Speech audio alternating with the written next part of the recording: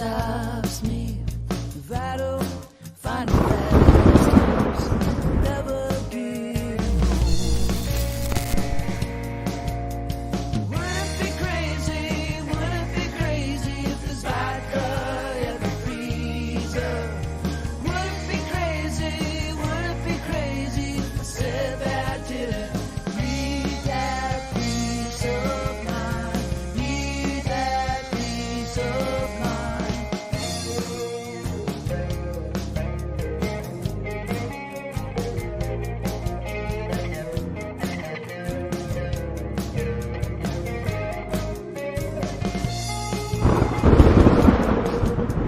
Drove me up a mountain, a blinding night of anger. I said I wouldn't be home.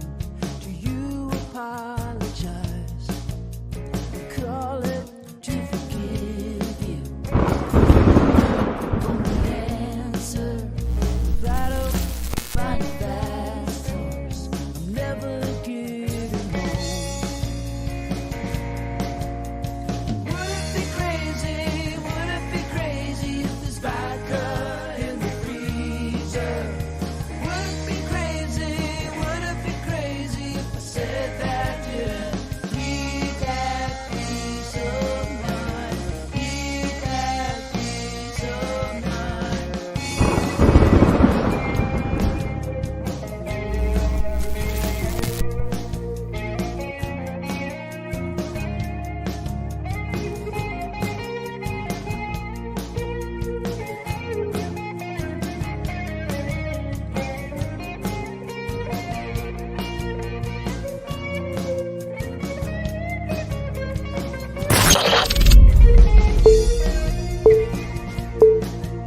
Money's running dead last. Ripping up my ticket. If I don't find a fast horse, I'm never getting home. Would it be crazy? Would it be crazy if this vodka in the freezer? Would it be crazy? Would it be crazy if I said that I didn't need it? Would it be crazy? Would it be crazy if this vodka in the freezer? Would it be crazy? Would it be crazy if I said that I didn't need it? Would it be crazy? Would it be crazy if this vodka in the freezer? Would it be crazy? Would it be crazy if I said that I didn't need it? Would it be crazy? Would it be crazy? Wouldn't it be crazy if we were back? It is straight up 6:03 on this Wednesday night. Welcome back to the Valley of Variety. My name is Jacob Jones. He is Ben Yates. He is Jack Bartlett. And we have a new guest, if anyone hasn't noticed yet. What's up, Jeffrey Hinkle? Welcome back to the Valley of Variety. How are we, guys? I'm so glad to be back. So pumped. Ben called me at 3 o'clock and was like, "Hey, wouldn't it be crazy?" And I was like, "Wouldn't it be crazy?" Wouldn't it be crazy? And it was. It was a crazy idea, and I was like, you know what? I was might see crazy my man once. Jeffrey at the mic again. So, I was Jeff, crazy you're once. currently at your studio right now, aren't I you? am at work in our little green room that we got. So, yeah, Wait, pumped. why? So you're using work hours to do this right now? Yeah. You're paid. I'm Right, being you're on the clock. I am being paid to be on the Valley of Variety right now. So Well, that's better than us. All right. Congratulations. The first time that someone's paid to be on the show. let's go. Let's give it a round of applause. I think that does make Jeffrey Station the first official sponsor of Sponsored the Valley of Variety. by KKCO 11. Look at that. Colorado sponsored Shout us out. before anyone in Arizona did. Look at that. Wow. And of course, our Valley Ford dealers, especially on Scottsdale Road and Shea. What, you're not going to say Sanderson Ford Country? I thought we were at least God. sponsored by the husband and wife No. law team, but I could be wrong about that. Husband and wife law team, yeah. Sponsored by Call Rafi. Rafi. All around. Go Rafi. And if we don't have him, we definitely have Sweet James. We That's definitely have Sweet oh. James. Ooh, sweet. What would we do without Sweet James? Well, Is he the official? Is he the official attorney of the Suns yet, or is he just the Lakers attorney? How do you not know this answer? He's been more Suns than Lakers in my eyes forever. Wait, Sweet James? Yeah. He's the Suns guy? Oh yeah, he's the official replay review sponsor. Did you not see that on any of the He's 20 also- I think I billboards? missed that. He's also the official attorney of the Lakers too. So there's Yeah. I mean Wait, Whoa. did you guys not know he was the Suns guy out of the 20 billboards you see every day in Tempe?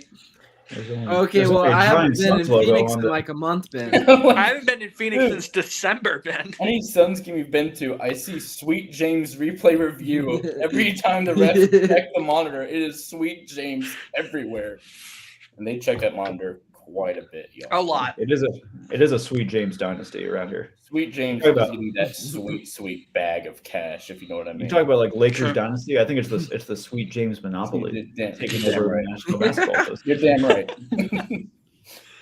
But let's jump right into it. Boys, this week is the official start of college football week 1. If you want to count week 0 games, college football did technically start a week ago. No. In Ireland. Don't start Ireland. with In Ireland. don't start with if you want to count that Georgia Tech Florida game or Florida State game. What? What was going game. on there? Okay, What was Georgia going on? Tech. Okay, Georgia Tech is Florida State's kryptonite like almost every year. So Yeah, but I That's will true. leave it at that. I And thought it's a game in upset- Dublin, week 0. Like, if any upset's gonna happen, it's gonna be that. But we're talking about a top 10 upset. Day 1, hour 1. Day one You know what I of mean? Like, the it's- first game of the year. We're not even talking about like first week, which is like usually there's always going to be someone upset in the first week or maybe the second week. But on literally the first game of the year The luck of the Irish, in man. Dublin, It's the luck of the Oh. Irish. Play on words. But I'm Ah. saying, But I'm I think it's the ultimate Mike Norvell special yeah. to build up something this big and then ultimately fall. Talk I also, talk all that trash and then get that trash thrown right back in your face. So complain And that it- you weren't in the call. I and, mean, and it wasn't like it was a fluke win either. Like Georgia Tech handled that game so easily. walk-off field goal. Yeah. They did Yeah. what they needed to get done. No, I here's only- here's yeah. the thing. Florida State, I think they'll be fine. It's week 1 or week 0. It wasn't even week 1, and they still have 11 games the rest of the way. They can win out and they can make the playoffs. I think Georgia Tech's way better than everyone thought they were going to be at the beginning of the season, even Florida State, and they just underestimated them. And that happens sometimes. We've seen that like 2007 or the 2008 season. Florida came into the season, everyone was like, oh, they're just going to win the national championship. They're going to go undefeated. And game 1, they got upset by somebody, and that's when the Tim Tebow speech came out. He was like, you'll never see a player played it harder than I have all year long. You'll never see a player practice harder than I have. And, the infamous speech, the speech that everyone's heard. I mean, it happens from time to time. I think Florida State will be fine, but I also think Georgia Tech will be a solid team, probably 7, 8, maybe even 9 wins this year. Yeah, especially with the 12 team playoff too. Like you can afford to lose 1 or 2 games and you're still going to get a spot. Mm-hmm. Like if you lose more than 2 though, I think it's going to be kind of a tough stretch because there's a lot of really good teams in college football. Right. Yeah. So I think that is the beauty of sorry to cut you off, but no, you're I good. I think that is the beauty of the 12-team playoff. It is viable for more of an NFL style approach, where in the NFL you don't technically have to go. You don't have to go undefeated to go to the playoffs and compete for a Super Bowl. You can get in with 4 or 5 losses. Now, obviously, I think 2 is probably the max you can have in a college football atmosphere. But if there's any team that can do it, I'm sure it could be Florida State. I do have doubts with Mike Norvell. Only because he was ASU's offensive coordinator for a brief period of time during the Todd Graham era. And we had major expectations coming into the 2015 season. And it was noted that Mike Norvell's lack of focus during play calling was ultimately one of the reasons that ASU never lived up to their expectations. Now he's a head coach, Florida State, bigger circumstance, bigger program. So we'll see what happens. Losing in Dublin, Ireland, week 0 isn't ideal, but like we were saying, it may not be the end of the road there. Yeah, it's not college football. I love the return of college football. Oh my god. You just get all excited about it. It's like, and here's the fun part about it. None of us are in college anymore. I know. We don't get Don't say that. Don't say that. Don't say that. Don't say that. What are you trying to? Who are you trying to hide it from, Jack? Yeah, who are you trying to? Myself. I don't want to admit it. You don't want to admit that you're an adult now. You got a big boy job. Stomp the bus. Stomp He the didn't bus. tell his mom that he Stomp the graduated. bus. The degree hasn't come in yet. The diploma hasn't come in. Is it coming in? No, yet? actually, it hasn't yet. So you technically, okay. Look at that. He is secretly. Yeah, I had to pay a parking ticket to get my diploma. Fun fact. Yeah, I didn't have my diploma for like 3 or 4 months, and I was like, something's wrong. And then I emailed the diploma office. They're like, oh, you still owe $25 for a parking ticket. I'm like, oh, great. Dude, that's a big daily. That's a big daily health check. Daily health check.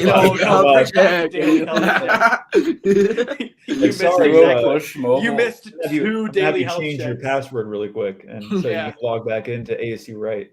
Oh my god, I still have access to my Premier account from there. Shh, don't tell anybody. Ayo. Think about Trenton Bourget doing the Duo Push mobile app. Think about the 2 5-stars in ASU men's basketball having the duo push their way into. Can we just take a second? God. Think about Rashad White doing a daily check-in. Everyone remembered that Heisman Trophy winner Jaden Daniels had to do a duo mobile daily health check. Heisman Trophy winner and now starting QB in the NFL, Jaden Daniels. Jaden Quaintance just got his first ASU ID card, and it certainly won't be his last.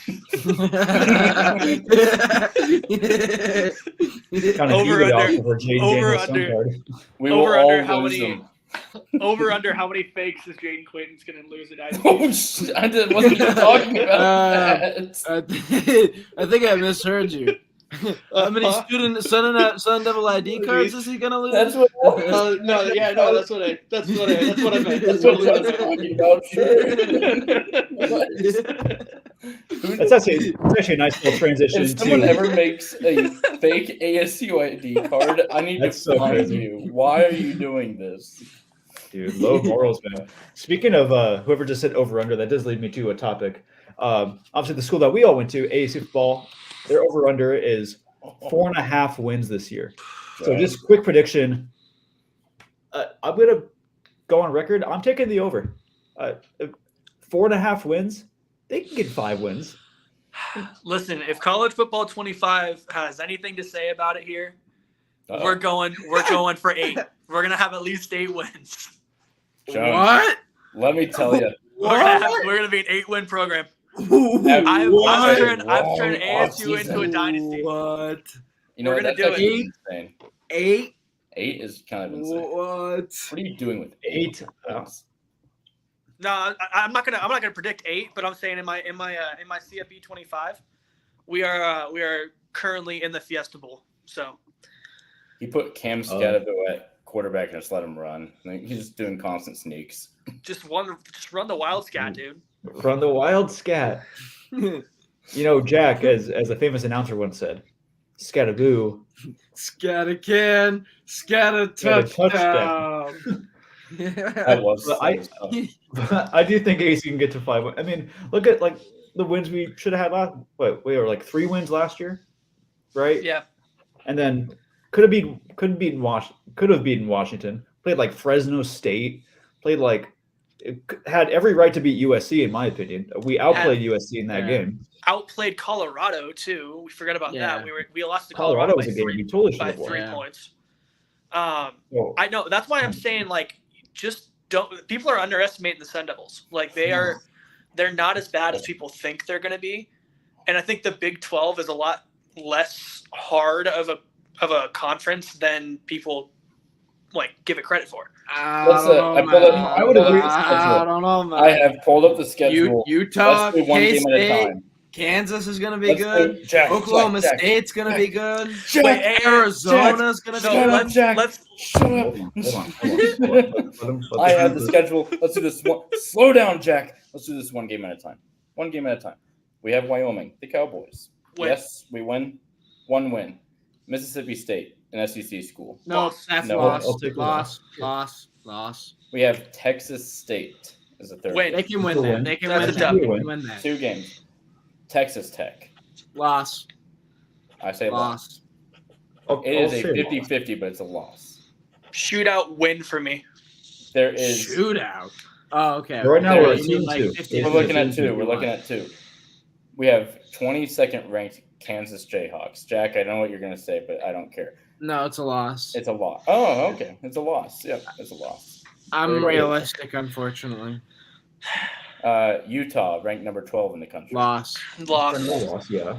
We have Cincinnati. That They should can be a win win, that. in my opinion. They can win that. They could Oh win yeah, that. I'll give them the win. 17 ranked Oklahoma State. Loss. It's a In loss. my opinion, that should be a win for a team like ASU. I'm with Jones. I'm with Jones should be a here. win.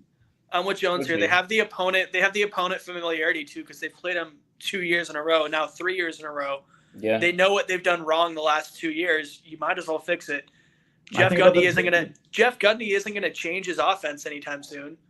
So Yeah, because they're returning most of the guys that beat ASU last year on offense. Okay. So you guys think that should be a win? Number That 17 should ranked be a Oklahoma win, in my State. opinion. it's 2-1 that it's gonna be a win. So yes. Okay. So that's 4 wins right there.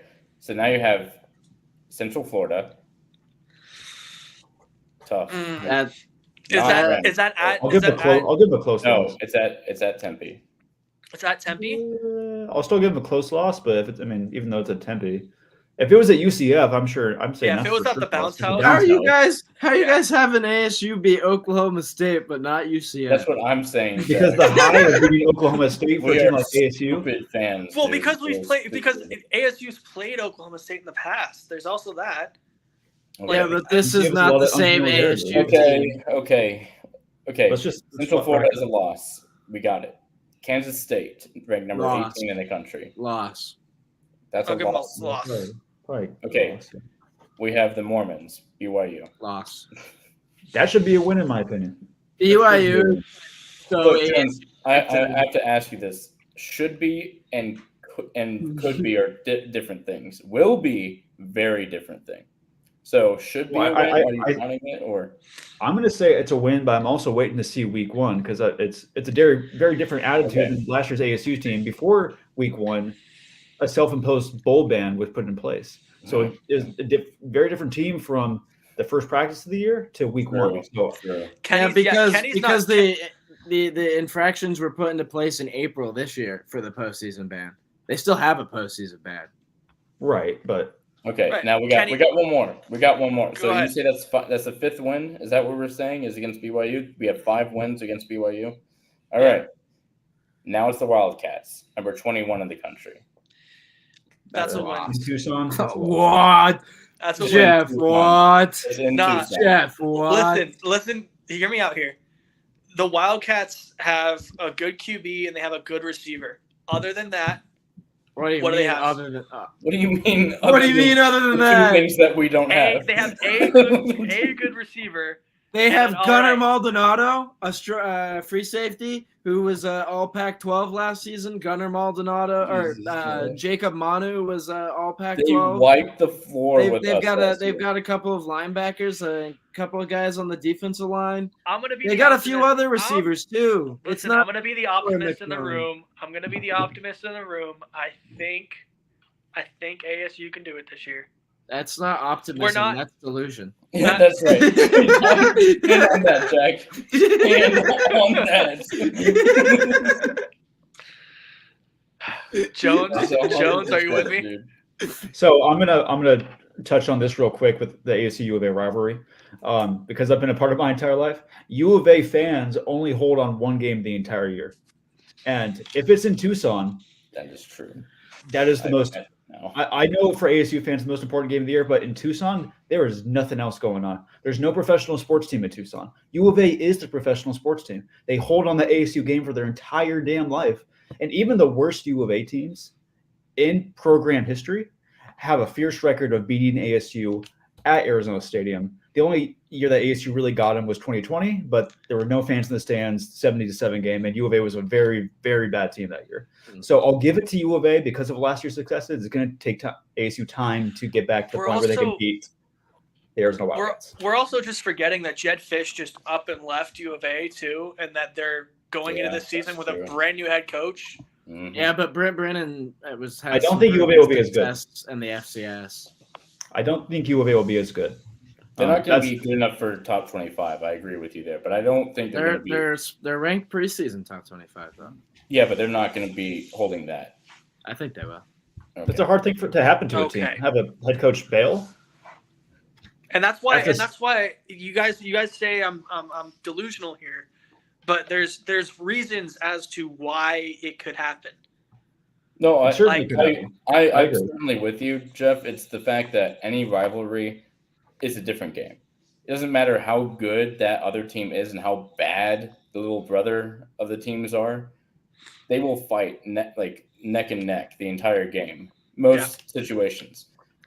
Duke and UNC always have this football, basketball, baseball. It doesn't matter what sport it is. They will fight tooth, nail, bone, everything. They will bleed each other out for just one win. And it's very similar to what ASU and U of A do to each other. So I agree with you. It's possible. Likely, though, I can't say it's likely. Let's jump into Jack Bartlett's predictions. We have a prediction bracket for the 12-team college football playoff. I'd like Jack to kind of explain a few of these picks if we can pull it up. Here it is. So top 12 goes Ohio State, Georgia, Utah, Florida State, Oregon, Ole Miss, Texas, Missouri, Kansas State, Alabama, Penn State, and Liberty routing out at number 12. Jack, talk us through this. So we'll go through the first 4 and the 12 first. That'll be the easiest explanations because those will be, as the college football playoff said, that they will format it as the conference champions for the Power 4 teams as the top 4 teams. So Ohio State, in my opinion, is the best conference champion. They will win the Big Ten. They will go undefeated. They will get the 1 seed. Georgia, I think, will also be undefeated as the SEC champion.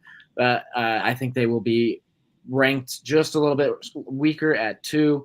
Utah will win the Big 12, in my opinion. Florida State, even though they lost to Georgia Tech, like I said, I think they're fine. I think they win out. I think they win the ACC championship game, and I think they get ranked 4th, and they make the playoffs as the only ACC team to make the 12-team playoffs.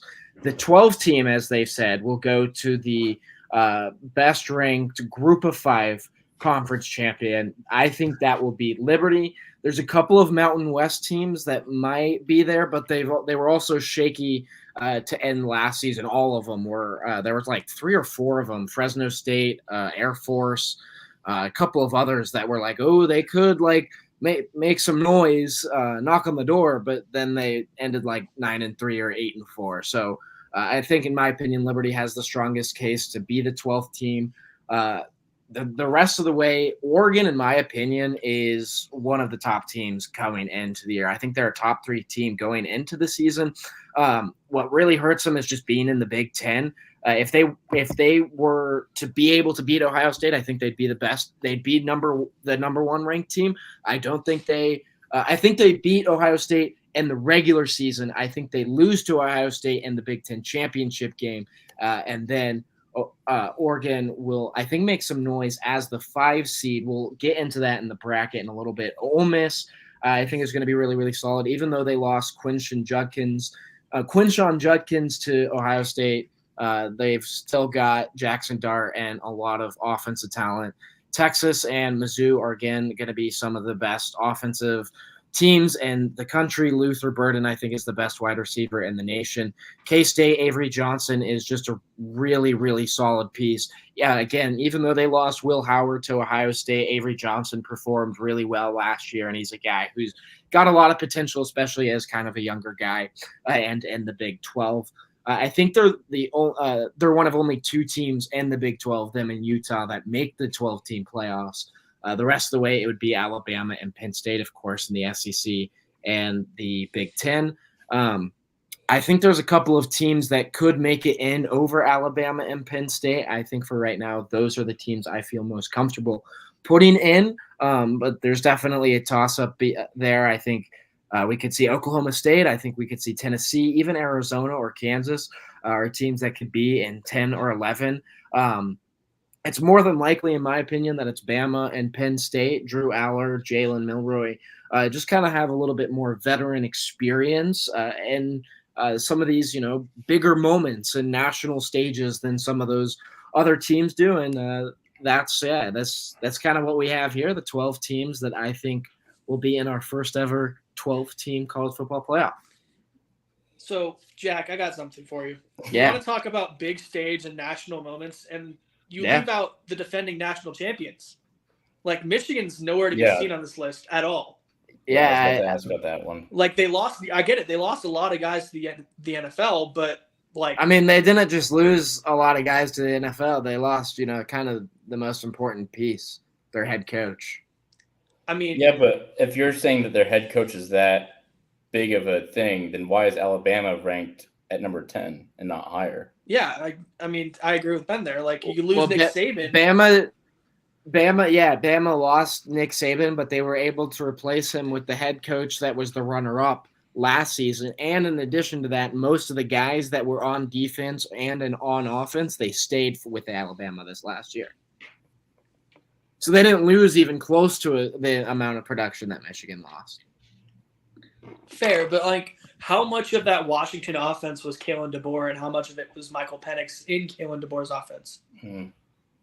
I mean, Kalen DeBoer had to help Penix fit into his offensive scheme because his stats were significantly better at Washington than they ever were at Indiana. Yeah, and I mean, you also got you not only do you have Michael Penix, but on that Washington team, you also have a top 10 NFL draft pick in Rome Odunze. That's true. That's true. Penix can throw to. Right. So there's that aspect. There's also the aspect that Kalen DeBoer is going from coaching a team in the Pac-12 on its last dying breath. And don't get me wrong, not the last everyone was arguing that it was the best conference in college football last season. But I'm just saying. He goes from coaching the Pac-12 now to the SEC. Right. That's like one at bat you're batting in Pee Wee League, and the next you're batting at the Yankee Stadium in the bottom of the ninth with 2 outs. Yeah. Yeah, it's big boy leagues. It's tough. It's not easy. I mean, especially with Alabama having all of these SEC teams on their schedule. They got Ole Miss, they got Georgia, they've got Mizzou. Yeah, they've got all of those big games that if they even lose 2 of them, there's going to be other teams that aren't going to lose 2. Yeah, the SEC is just always kind of chewing each other out in a way, and it gets tougher every year, I think. But especially with Texas being in that mix now, it's going to be even harder. Yeah. And Oklahoma, who's not on this list, but definitely could be. Yeah.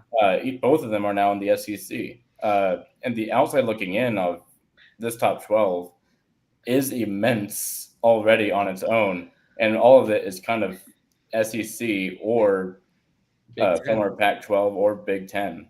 Yeah.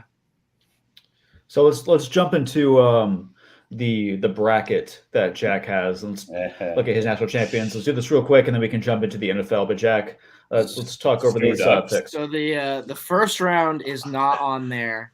The first round is not on there. So I'll go through that really quickly. Wait, what is going on here? What is going on here? Canva didn't.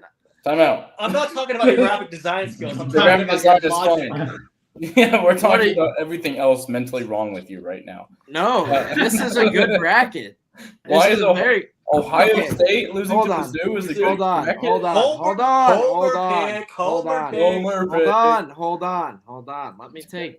Okay, so in the first round, like I said, Oregon is going to do really, really well in these playoffs. I think they're one of the most electric offenses coming into the season. Dylan Gabriel and Tez Johnson are going to be one of the hottest duos in college football this year, and I think they just kind of whoop Liberty in the first round of the playoffs, 56-28. I think Ole Miss is able to defeat Penn State pretty easily, 35-20. I think Texas is able to beat Alabama 38-35. It's still a close game, and Bama is going to be competitive, but Texas just a little bit better. And then I think Mizzou versus K-State, I think Mizzou is able to outlast K-State. We saw that last year that they were able to outlast them. They're able to outlast them at Faurot Field. Once again, Mizzou just a little bit more high-powered offense. And so then the quarterfinals, Ohio State and Mizzou, again, we saw this game last year, and Mizzou came out on top. It's going to be really high-powered offense again. These are two teams that I think, in my opinion, have two of the best offenses coming into the season. It's Quinshawn Junkins and Will Howard and Mika Egabuke against Luther Burden, Theo Weiss, Marquise Johnson, Brady Cook, and Marcus Carroll in the backfield. Mizzou's going to get the edge with Harrison Mevis, the thicker kicker, 52-49. Georgia, in my opinion, is able to outlast Texas by 3 points by a field goal. And then I think the last two conference champions aren't able to do anything. I think Ole Miss and Oregon are able to prove that despite not winning a conference championship, that doesn't matter. They're better teams. I think Ole Miss beats Utah 49-28. And Oregon beats Florida State 45-21. The magical journey for Mizzou ends in the semifinals where they lose 31-42 to Oregon. And Georgia also scores 31 points, but they beat Ole Miss 31-28. And then that is where Georgia falls in the national championship game by a score of 31-38 to your national champions, the Oregon Ducks. Let's go Ducks. Wow. Thanks for the lower third. You're welcome. That's a ticker. That's not a lower third. Yeah. TRT folks. Do we have to discuss this? Who else thinks that Jack Bartlett's crazy for picking I'm not crazy. Yes, dude. Yes. Zoo over Ohio State. Who? Hey! Hold on. No. I will say one thing and one thing only. Okay. Remember last year when you both were doing the same thing and you were like, but it was about Mizzou beating Kentucky, and then guess who won? Guess who won? Guess who won? Guess who won? Jeff.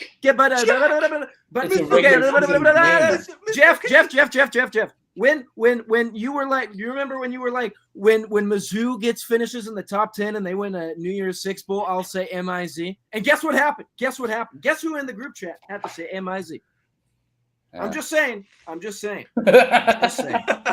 Okay, that's fair. Oregon does do that. I want to talk about, Jack, I admire how you talk about defense so promptly, and all of your scores are not only in the high double digits, some of them look like I didn't talk about defense at all. I said offense. I kept saying offense, man. Oh, well, that explains a lot, actually. Never mind. I'd just like to put it on the record that Jack just compared the University of Kentucky football team to the Ohio State team. You know what? That's not what I said at all. That might be That's not what I said. No, yeah. I said that you guys said that I was wrong about Mizzou last year, and then I was right. I was very right. That might be the biggest win that we ever had as a Kentucky football program. Can I get an OH? OH. No.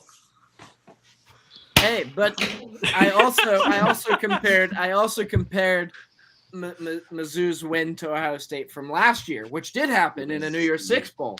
So because Ohio State didn't play any of their starters, Jack. Yeah, we know they did. They did. They did play starters. They played as like many starters as Mizzou did. Okay, they were on their third string quarterback. Do we want to? They were to end the game. Do we want to? They started with Will Howard, or not Will. They started with Kyle McCord. Jones, do you know who I have winning this Oregon-Georgia game? Do you have Georgia? Who's that coming down the track? Is it the Mean Machine and Go Red and Black? Dogs. Oh, dog, sick 'em. And Jack Bartlett coming I'm up. picking Alabama. Whoa! I'm picking Mizzou Tigers. Not right, fast. Okay, let's jump into the National Football League, which in about 2 weeks will jump into their regular season. Great college football discussion, but we do have some time limitations. Oh, did we just lose Jeffrey? No, I there we pressed the wrong button. Okay, good. So that's what you get for disrespecting Mizzou. So there is some Arizona Cardinals news. I will jump to that in a second because we do have video, but I do want a quick discussion on something that has happened after our last show. Is the behind the back pass from Patrick Mahomes to Travis Kelce, and so video from that. Yeah, and I'll jump to this point in a second where one, Mahomes is saying that it wasn't on purpose, which is like okay, whatever. But it's that I think Andy Reid knows something that we don't, and I think that's because, and Jack, you can back me up on this. Starting Patrick Mahomes and Travis Kelce in a preseason game, it's not something a lot of NFL teams do. But the success of the Kansas City Chiefs, back-to-back Super Bowls, on their way to possibly a third straight Super Bowl championship, does Andy Reid know something that we don't, starting guys like Mahomes and Kelce in games like this? Maybe he does it, maybe he don't, but no, I mean, I heed your warning. Part of I just think it's part of a chemistry thing with preseason. It's like what we hear in journalism too. Like practice makes perfect. The more reps you get, the more comfortable and familiar you get with what you're doing as a profession, and that's what they're doing in the preseason, right? The more in real life reps they get, the better and more comfortable they get to be playing just on the field in general, but playing with each other. So I mean, yeah, I think there's something to that, and obviously, like you said, there's got to be at least something that's working there because back-to-back Super Bowl champions and maybe on their way to a third. Possible. Jeff. I thought was going to be said. I mean, who was going to talk? I was expecting another sentence or two, maybe paragraph. Yeah, I was totally expecting him to just go off for like 20 minutes. The warning was there for a reason, guys. I could if you want. No, you're talking about chemistry. I mean, what other duo has the kind of chemistry that Patrick Mahomes and Travis Kelce already have? I mean, like in history, like we could say Brady and Gronk. I was just about to say, like Brady and Gronk. You could say yeah. Peyton and Marvin Harrison, or Peyton and Reggie Wayne. Like, yeah, there's a bunch of other ones, but they're all legends, right? So Randy and Brady, A-Rod and Devontae, but there's a certain level of like chemistry you need to get to, and I think Patty and Travis are already there. Yeah. But I think the main thing that Andy Reid just wanted to see was, Patrick Mahomes and Travis Kelce in a preseason game. Like, that's how you sell tickets. That's how you put butts in seats. Like, people don't come to the game to see Noah Gray and Chad Henne. Like, that's not Hey, but anything is possible was such a great campaign, I will say. No, it's not even Chad Henne. It was Carson Wentz. Was the backup all throughout. He is now. All Carson throughout training camp. Yeah. Even worse. If I'm going to a Kansas City Chiefs game and I'm like, oh sweet, I'm gonna wear my Mahomes jersey, and Carson Wentz comes rolling out of the tunnel. God, I'm getting a full refund. I'm saying I got bit by a dog outside the stadium. And then I'm suing Brett Veach. Oof. Ooh. Ouch. But I did get bit by a dog. Anyway. Wow. That was great. Anyway, some Arizona Cardinals headlines. We do have some video pulled up. Darius Robinson, the Cardinals' first-round draft pick, has suffered a calf injury. The Cardinals have reported, though, that Robinson will return to the team.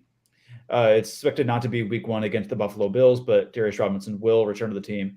So I want to talk about the Cardinals. Week 5 against the Niners is what they're saying right now. Week 5 on the Niners? That's what they're saying. Sounds about right. And you know, last thing really, the Cardinals need another injury after losing B.J. Ojulari to a season-ending injury. I know I'm a homer. I'm a lifelong Arizona Cardinals fan. I'm sorry.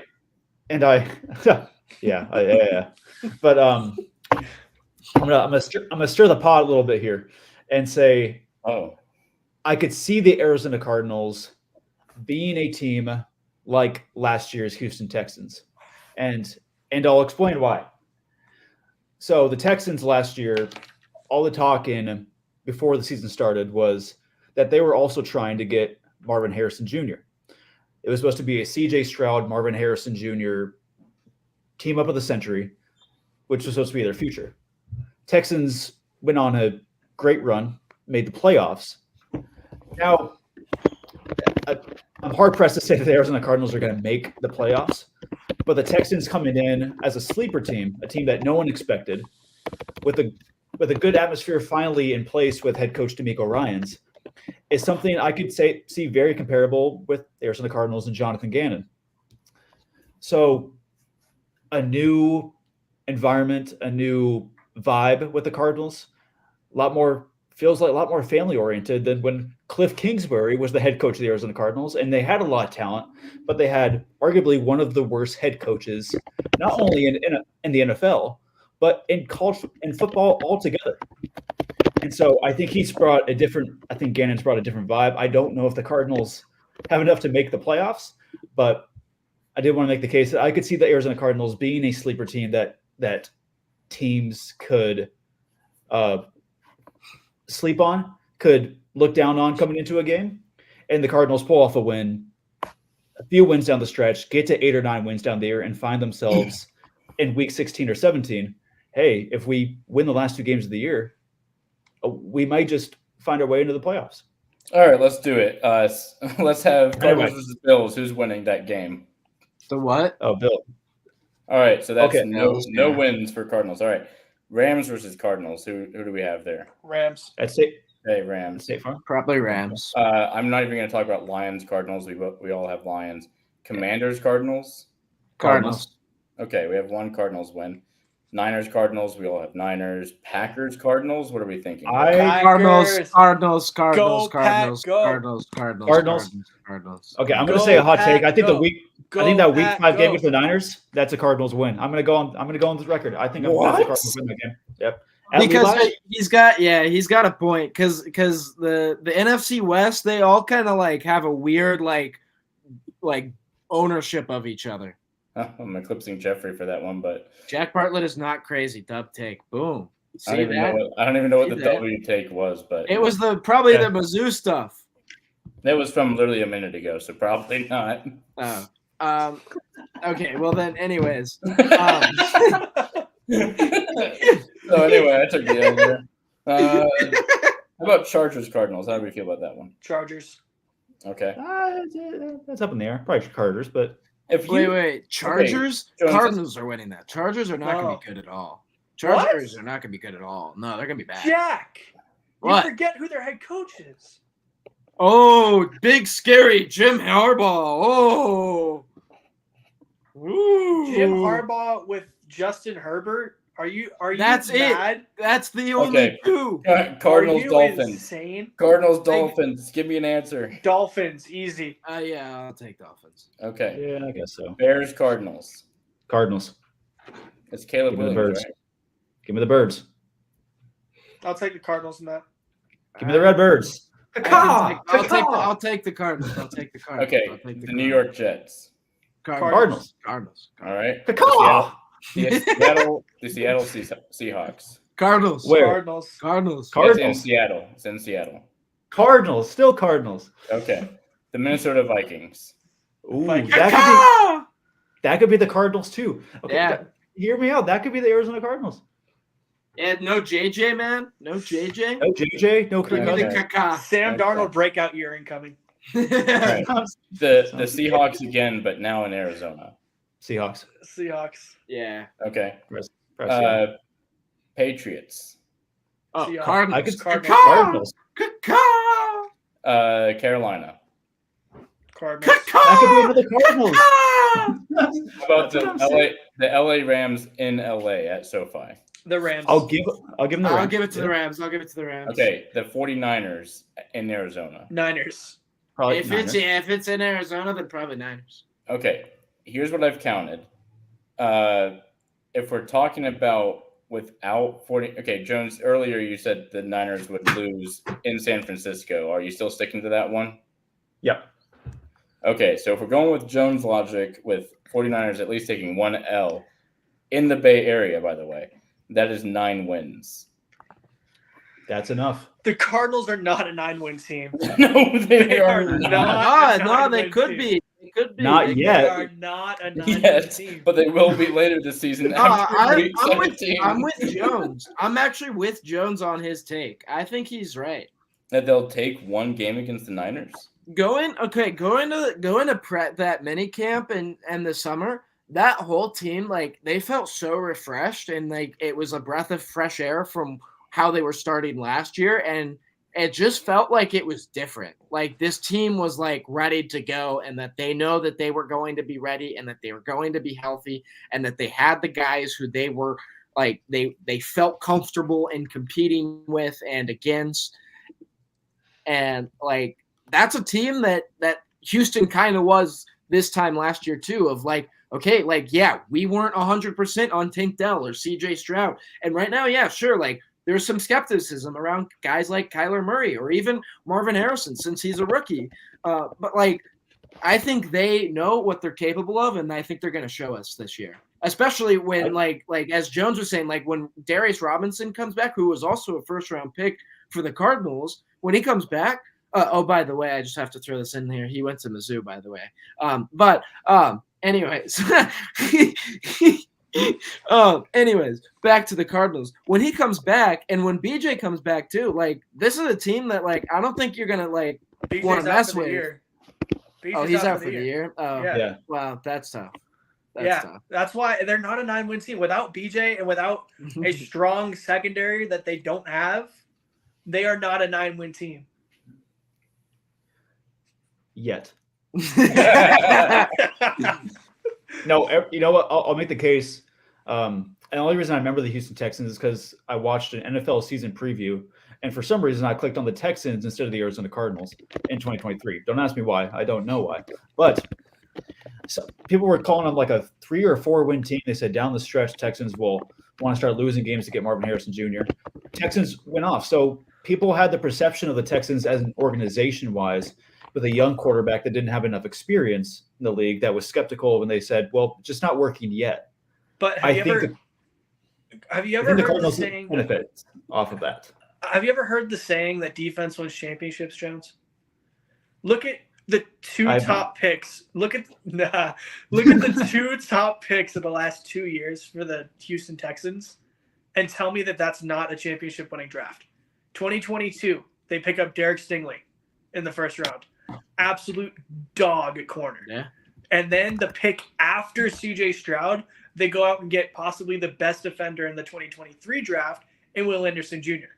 So it's not a coincidence that the Texans were good, because they built that in the draft, and they went and got the guys that they needed to get in order to build that team out. I mean, the Cardinals arguably did that in the first round this year alone, right? Like, Marvin Harrison Jr. was arguably the best offensive player in college football last year. He was the best wide receiver because he won the Biletnikoff Award.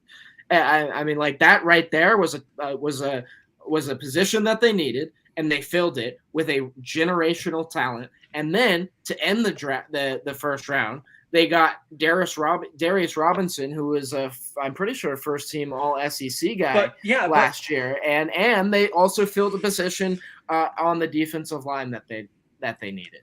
I mean, but like Jones said, he's not going to be around for the first 4 games. Darius Robinson's gone for the first 4, and there's only 17 games in a season.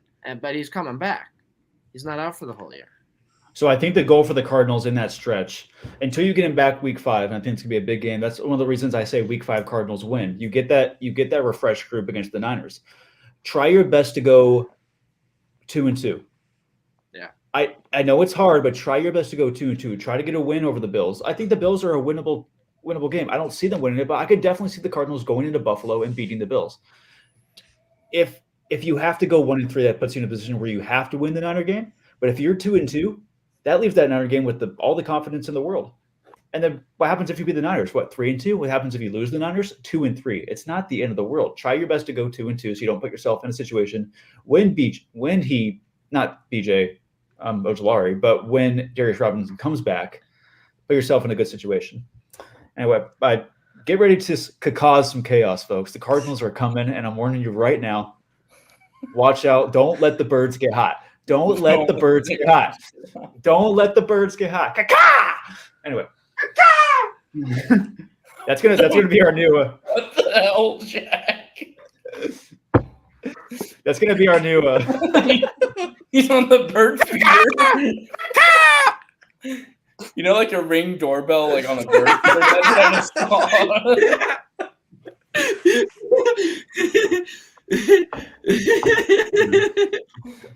All right, let's jump into our next topic. Real quick before we jump into another topic, as I kind of cut myself off there. New Heights Podcast just signed a $100 million deal with Amazon. Mm-hmm. And one, that's huge for, I think it kind of in terms of like us, it's like, one, this is the broadening horizon of sports media, and which, we're all kind of a part of with this industry and how much has changed over the years. I mean, we have 2 non-credited journalists talking about football, and it's very, very popular. So we have a quick debate on whether or not, kind of what the new age of sports media is. But I think this is definitely where it's going. I don't know. Would you guys agree? Yeah, I've always been kind of worried for us because we're not Travis and Jason Kelce. We're not LeBron James and JJ Redick. We're not Patrick Beverly or Draymond Green. I can go on and on about people with podcasts that probably shouldn't have podcasts. Like Gilbert Arenas has a podcast. God forbid. So there's a lot of people who do that really just have one because they are professionals in that sport. Because people like us, we're not a part of that. We don't know the inside scoop. And podcasts like this give you that inside scoop that no one else can give you. What we're able to provide is some other entertainment that they may not be able to provide. The thing is, some of these people are entertaining as hell. Like you listen to Draymond Green not because he's got interesting insider details, because he's funny. Because he's actually hilariously knock dead stupid when it comes to talking. Well, his words. I mean, I think we're also bearing the lead here that Travis Kelce is also dating / allegedly engaged to the biggest pop star on the planet. That is a small factor, I'd say. Not only do you have Travis Kelce, the football player, but now you have Travis Kelce, the Swiftie. So you're bringing in that extra audience that a lot of people like Gilbert Arenas or like the CT ESPN podcast with Chandler Jones and Antonio Brown. Whenever that gets off the ground, they're not going to bring in the amount of people that Travis Kelce's going to. There's older personalities that have been in the podcast kind of TV format for a while. Dominic Foxworth has been on podcast for like a decade now, and he's one of the most brilliant minds when it comes to listening to football insider discussions. But now you have all of these platforms that you can get in on. Even Zach Lowe has a podcast, and he's not the Low Post podcast. Exactly, and it's really intellectual. You have Mina Kimes, who had an ESPN show. Now she also has a podcast. Like there's sports personalities that didn't play the game, but talk about it enough that they have these podcasts. And then where does that leave us with, amateurs is what we are. To be frank, we are amateurs. I mean, hey, listen, it can happen. I mean, I'm going to shout out one of my favorite podcasts on Blaze that turned into a money-making podcast. I mean, look at Nerd Sesh. That's true. Look at Nerd Sesh. Like is different, man. They had a dream and they got it. Shout out Logan Camden and Carson Breber. Like exactly. So it can happen, but there's a lot with all the money that they already make in sports. I don't see why you need to pay them more to talk because they're already talking. You don't need to pay them more money. They're going to do it either way. but it's like more access to them. Like you get to know them on a better level. It's not just like them talking into a camera and like, you know, even like we go back to watch TV and sometimes somebody will say an answer and we're like, oh, that was probably rehearsed or that was probably a trained answer. Yeah, that's true. So it's just like a way to get to know them on like a more personal or deeper level. Well, that's what I find. Like some of these podcasts are really funny and downright unnecessary. Like, like I'm just being real. I haven't listened to a second of the Patrick Beverley podcast for one reason. I already know what kind of dude he is. 100%. Like we already know who he is. We didn't need the podcast. All he's talking is the same stuff he's been talking in every media interview he's ever been in. Yeah, so it makes sense. There's a lot of that where you don't need it, but I do agree the New Heights podcast is definitely different. It's much better than most other podcasts, and it gives you something that no other football-related podcast gives you, and it is what you say, Jack, is the insider on their personal lives, not just their football careers and their teams and their chemistry with those teammates. It's literally their personal lives. You have Jason Kelsey's family popping in randomly, and you can tell it's not rehearsed at all because it's so family-oriented with how random it is when a kid comes in and just ruins the podcast. Like it's Uncle Trav. Uncle Trav. And Kylie's saying, like, I don't trust you with the kids for more than 10 minutes. Like that is not rehearsed. Would you trust Kelsey with a child? Not from that devious smile. I would not. Plus, that $100 million Nelly is good. It may just help him do this ring season. Where are you getting these posts? Hey, listen, Jones, have you not seen the video of Taylor playing her guitar and then adjusting her ring finger like as if to take off an engagement ring? Oh my God, not this. No, listen. She even said beforehand, before she took off the ring. No, let me talk, man. She said before she took off the ring, she said, "I'm in a really good mood tonight." Takes off the ring, puts it somewhere. Yeah, go ahead and type. I'm done talking about Taylor Swift. Okay. Hey, you felt all threatened now. Okay, I get it. You didn't want the lower seat on the bottom. I get you. You know, it's getting a little loud. I think we should turn on some music.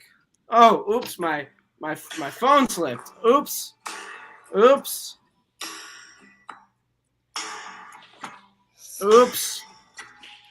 Oh, I'm swaying now. Uh-oh. We're going to get copyrighted for that. Yeah, well. It's too late for that. No. All right. Dream on. Dream on. I'm a sucker for you.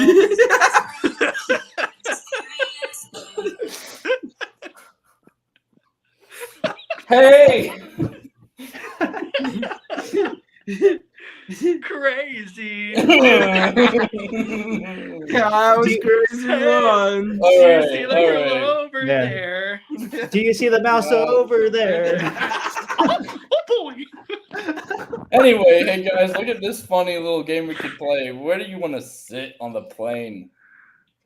Ooh. Oh yeah. Oh, this is easy. This is so easy. I'll put it full screen real quick too. Yeah, because I have trouble seeing that. What? You want to sit next to the guy that will kick you?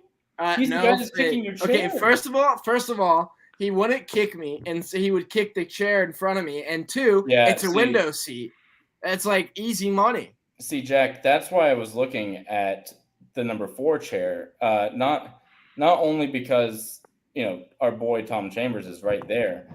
I'm getting problems trying to get this back up and running. There we go. Keep losing me. Jeez, so many options with this thing. See, I was looking at Tom Chambers one, like, hey, he's not a bad shoulder to lean against. You know what I'm saying? But it's a middle seat. But it's a middle seat. I don't really care about the seats. You guys can, like, obviously number 5 and number 3 are superior seats because they're window seats. I was just gonna say 5 because I'm next to Steve Nash, but Well, you're not next to Steve actually, Nash. actually, you're not right next to Steve Nash. Yeah. What the hell are you actually. Now, here's the thing. Jack Mizzou's not even going to make it past the first round of college football playoffs. Here's what I'm saying. You sit at number 2. There is nothing going on. No one is talking to you at number 2. But you know what you can do? You can kick Grayson Allen's seat. So I'm going to pick number 2.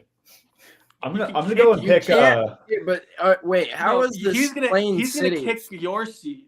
Yeah. No. You're not looking. He kicks number 4 because 4 is in front of him. Oh, so this is. Yeah. This way. So it's upside down. So this is upside down. No, you're looking at this wrong. That's all I'm saying.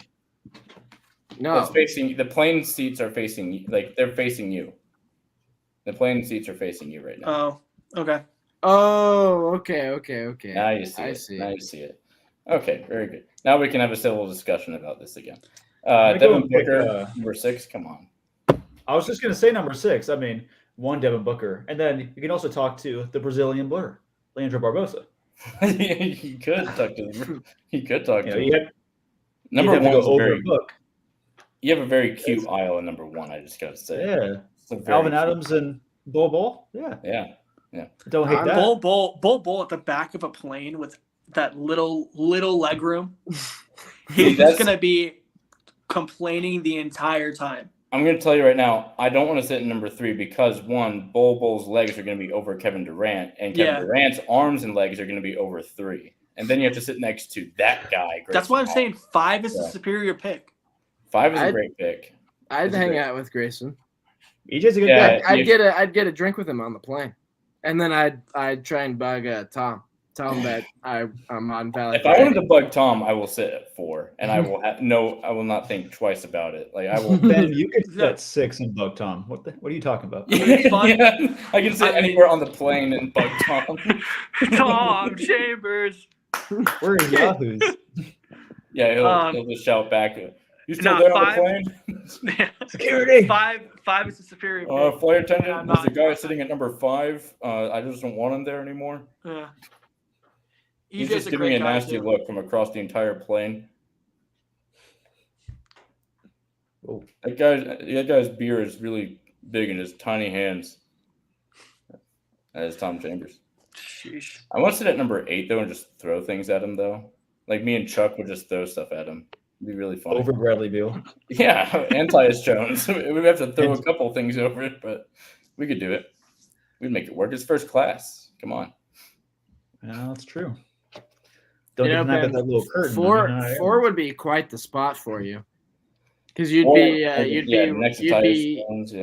be surrounded by a 2015 national champion. I would. Oh my God, that's Duke and Duke. Ew. Yeah. Tyus and Grayson were teammates on that team, reunited in Phoenix. Oh, it's terrible. How fitting is it that there's a whole bunch of Duke guys now? Tyus, Grayson, Bobby Hurley. They're playing Duke and then an exhibition game. Bobby Hurley. In like the 90s. That counts for something. Bobby's gonna suit up for that ASU game against Duke. Yeah, damn he's straight. Not. He's gonna coach for Duke. What do you mean? Like he's gonna just lose the game? Wait, is he actually coaching for Duke? No. What the? Oh, I thought you. What's wrong with Hurley? I see what you mean. I see what you mean. Robert Hurley II. Come on. Can we move on? So you guys don't even want to talk about Mari and Yusuf Nurkic? Nah. I mean, they're kind of there. You know what's fine? The problem with that is that they're really big dudes, and you're in the middle seat. You're just gonna be. It's just a sandwich. It's a sandwich of centers. That's a little spoon and 2 big spoons. Yeah, 2 big spoon problem is really. But speaking of sons, Bronny James and LeBron are about to take the floor with each other, and we have this amazing quote. You cannot call me dad in the workplace. I do. What about Papa? Papa's a good one. What about the daddy? Pass me the ball, daddy. Yeah, I don't know if that would go over well. He said Bronny has to call him Ron or 2-3. Hey pops. Hey pops. What's Jack timeout? No, that's a technical for what Jeff just said. No. Why is he? He's so disappointed. Dude, got LeBron. I'm not mad. I'm just disappointed, Jeffrey. I love to see Bronny while like LeBron's like about to get like teed up. Be like, "Daddy, chill." Daddy, chill. That'd be so crazy. The referee just goes, dude, that's gonna be a Now that serves a violation. No, this is all. What the hell is even that? Wait, don't listen. Ref. You don't need This is all just assuming that Bronny doesn't spend the entire season in the G League. Like he's gonna spend the entire season. LeBron has way too much power, man. It's his. I don't care if LeBron has power. They don't have to play him. They do. I mean, I think he's gonna play with the Lakers like at least a few times. Like, there's a reason he was drafted. They are gonna. But you're right that he's probably gonna spend a majority of his time with the G League. They are gonna suit him up for a single game if the Lakers play Cleveland, and they are gonna suit him up for a single game, a single quarter. They will play Cleveland. Okay, so they will. And they'll suit him up for that one game, and then send him right back down to the G League. Maybe, but you see the spectacle of having the kid on the team. It's kind of the magic of the moment. Then we're gonna get all the glazing from ESPN of like, oh my gosh, this actually happened for the first time ever. Oh my gosh, LeBron's done something that nobody else has ever done. We get that if LeBron sneezes during a game, cool. Someone doesn't say bless you. Oh, look at the adversity. Someone didn't say bless you after he sneezed and he dropped 45 points. Actually, I do want to talk to you about that, how good LeBron James is. The most assists in a rookie season, okay? The fastest to get up to 500 points in a rookie season, and the most three-pointers in a rookie season. Actually, my mistake. That wasn't LeBron James. That was Caitlin Clark today. Heyo. Wow. But Angel Reese is still going to win the Rookie of the Year. Yeah, probably. Wait, what are you saying, Jeff? The WNBA I'm completely 20 and 20. Yeah. Angel Reese is averaging 20 rebounds and 20 points. It's ridiculous. Yeah, but she's not going to win an MVP. Or not Rookie of the Year. That's right. Right. She's not going to win Rookie of the Year, and she's not going to win MVP. But she's averaging 20 and 20, even though her layup looks like absolute dog crap. Hey, it's effective. It works, yeah. She grabs the job done. She only gets free throw was not pretty, Jeff. She only gets 20 rebounds because she misses 20 easy layups every game. You're not wrong. You're not wrong, but it gets the job done. It gets the job done. It's effective. If it ain't broke, don't fix it. That's what's up, Jack. That's what's up. You know what excites me? The NBA, the WNBA is so back. It is as back as it has ever been, and maybe it's history. Like the amount of interest in that league is absolutely insane. Like attendance numbers have like quadrupled like this year over like the past like 2 or 3 years like combined. It is pretty crazy seeing the women's game finally like flourish in this, in this environment. Wonderful world of women's basketball, people. Cheeseburger? The wonderful world of women's basketball. Cheeseburger. X Factor, baby. X Factor. All right, Ben? Just do it for her, man. Just do it for her. Every day. But, no, you're right, Jones. It's a very renewed focus, and it's, as Angel Reese will probably try and claim, it is both her and Caitlin. And I don't care what anyone says, like, no, it's only Caitlin. No, it's only Caitlin. It's both of them. It's both of them. Put it on both Caitlin and Angel's shoulders. It is the both of them together. It is Magic and Bird.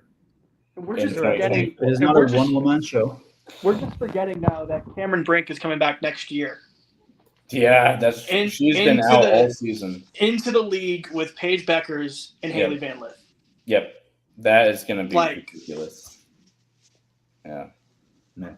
But on that note, Valley Variety is wrapping up for this edition. We'd like to thank Jeffrey Hinkle for joining us on this edition of the Valley Variety.